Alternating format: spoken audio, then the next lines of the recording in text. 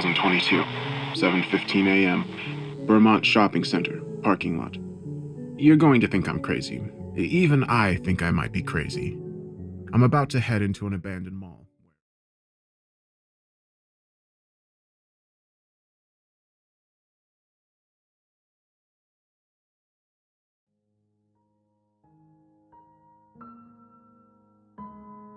The Harbinger always went for the freaks. They were its favorite. It wanted ones that would fight back, and ones that wouldn't be afraid at first, or even better, ones that believed they could win. Those rare humans with bravado and confidence so great that they actually believed they could defeat it somehow. Those were always the most pleasurable to kill. It loved watching the life.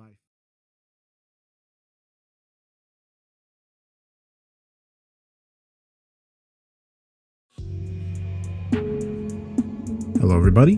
Before this story starts, a few things. First, this story has some guest voices by some people from the community. We have channel member Elizabeth and Yanks Kinkerton from our Discord server. They're on you might recognize them from like the live stream and stuff too. And also TJ Lee is in it. And me, I'm obviously going to be in it. I've been around the channel a little bit. You might recognize me from a few videos. But yeah, I just wanted to give a shout out to everybody involved. And also the author, William Rain. Him and Tim Spragg have a separate channel that they've started up called The Last Lodge, where they have an ongoing series where they do narrations and they write all the stories. And I just wanted to shout out their channel, let you all know about it. I'll leave a link to it in the description if you're interested in checking it out. But yeah, and I guess the only other thing is I'll give you a small little update on how I've been.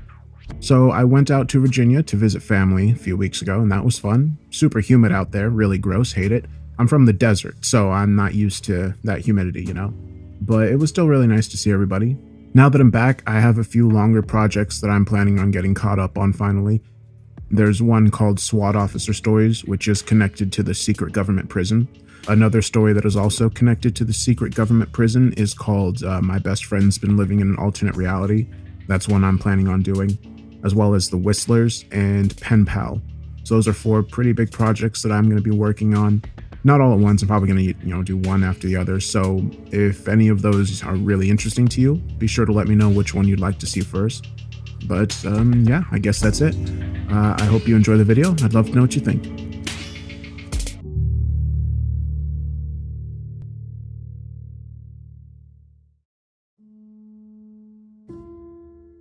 My name is Marcus, and I'm an alcoholic.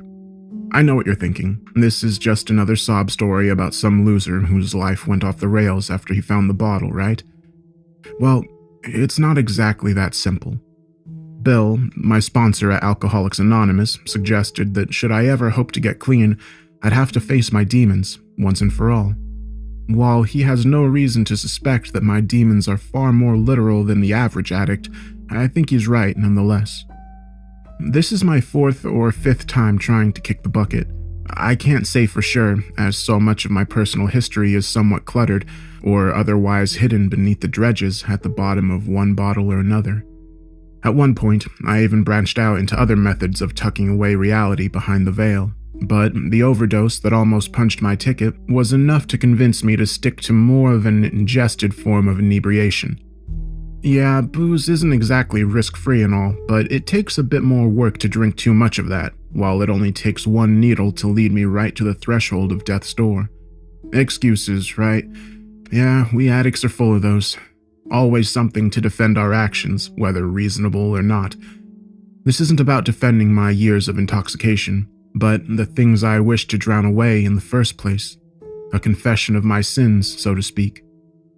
I was 14 when it happened, as me and my fellow Boy Scouts spent the weekend out in the wilderness some miles from my home. It was Liam who talked us into joining up that summer, and while I was a little apprehensive at first, as I'd never been much of an outdoorsy type, John, Malcolm, and Ian were on board as soon as it was suggested. They were basically my only friends, so I wasn't about to be the odd man out, but I'd much rather be at home with my PlayStation 2 and Xbox than tossing and turning in a sleeping bag for a few days. Not only that, but I felt like we were getting a little too old for such things. Once we were out there, though, I ended up having a lot more fun than I had anticipated. Gilroy, the scout leader, was in his early 20s, so he wasn't too uptight or anything, just sort of laid back. He was the uncle of one kid named Benny, who had been part of the troop longer than any of us. He was an alright kid, a bit of a know-it-all and a stickler for the code, as he called it, but even he managed to relax and chill out some once we got out to the lake. We spent a good amount of time that first afternoon fishing and cutting up. I almost impaled John's ear with my hook at one point, but he turned just in time to allow it to do no more than tap the back of his head. I was about as coordinated as a drunken breakdancer back then. Still am, for that matter, though the drink is likely a factor in that. John looked shocked at first, as we both just stared at one another when my line finally dropped limp in the grass. But we were cracking up within seconds. Though I would have felt awful if I had jabbed the damn thing into his lobe, I often wonder if a trip to the emergency room would have saved us from those events that still haunt me. When the sun went down on that Saturday the 28th of September 2002, we set a bonfire, around which we would take turns telling scary stories. Whether this was simply something of a tradition to gather around the controlled blaze and let our imaginations fly, or we just wanted to inspire each other to have a little extra trouble sleeping that night, with urban legends and folklore keeping our eyes wide and alert, I couldn't say. Whatever the case, I was a little excited about this, as I had always been the creative child, while my older brother had been a more intellectual and logical mind. When we were just kids, I assumed that was my father's way of avoiding saying that I was the stupid one, as he was quite the intelligent man himself, but I loved my ability to daydream about far-off and wondrous places. These days, my creativity only tortures me even more with the things I've been through. After the sun went down, a gentle wind began to caress the lakeside by which we were spending the night.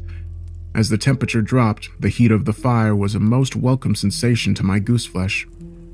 With the warmth easing our collectively shivering frames, we all sat in a circle around the fire, passing the flashlight that would serve as our microphone from one to the next. While I hadn't necessarily been prepared for this, as it wasn't discussed until the sun fell to rest for the night, I never had a hard time throwing together an impromptu tale.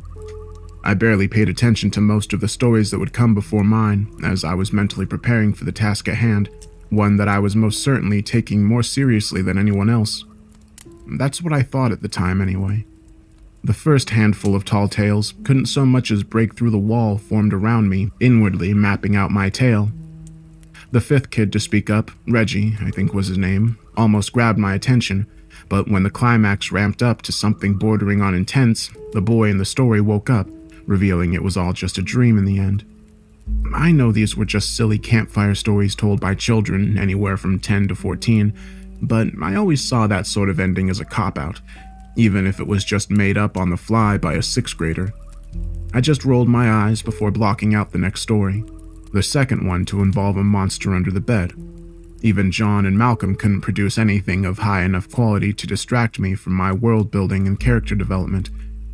There were 14 of us in all, not counting Gilroy, who came off far too enthusiastic about every tale that was spun. But I had made sure to sit next to Benny, who volunteered to speak first that night, as I wanted mine to be the last. Not only did I want the extra time to craft my tale before the clockwise rotation would lead all eyes to me, but I was certain mine would be amazing, assuring that everyone would have trouble sleeping that night. My mouth was practically watering with anticipation until the flashlight was handed to Liam. From the second he began to speak, I couldn't hope to distract myself from his story, one that sticks to my mind like gorilla glue to this day. With the light shining under his chin, as was the tradition for such tales spun around a fire, his voice sounded both somber and sinister as he spoke. While other kids had joked and laughed during every story that came before, nobody spoke during this one, nor did even one eye drift from the boy, highlighted by the illumination of the torchlight and flickering flames. Whether it was the words he spoke or the way he spoke them, I can still recall every syllable, even after all these years. He called this